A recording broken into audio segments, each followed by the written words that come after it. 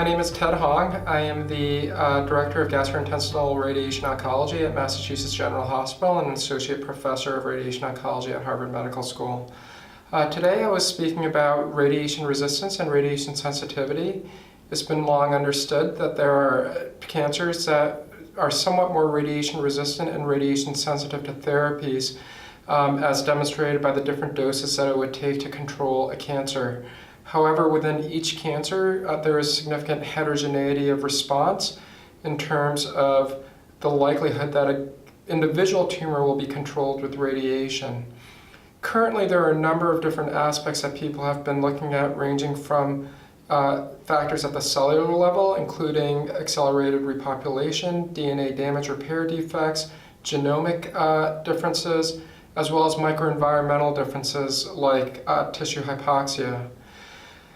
Today I focus primarily on the genomic issues behind inherent radiation resistance and radiation sensitivity.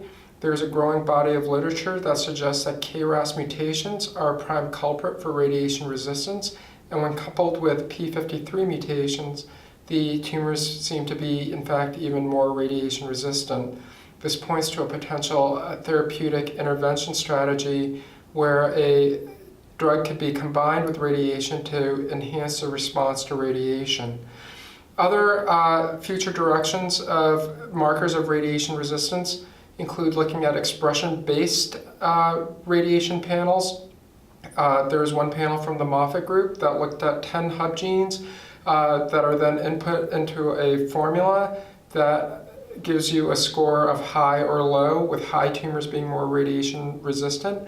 And this strategy has been validated now in multiple tumors, though it's more difficult in terms of defining what the future strategy that this would lead to, besides perhaps radiation dose escalation.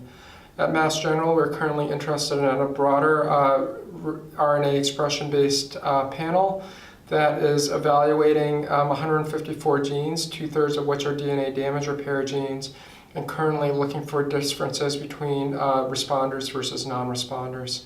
I think efforts like these may point us to a direction of a potential therapeutic intervention in the future. Thank you.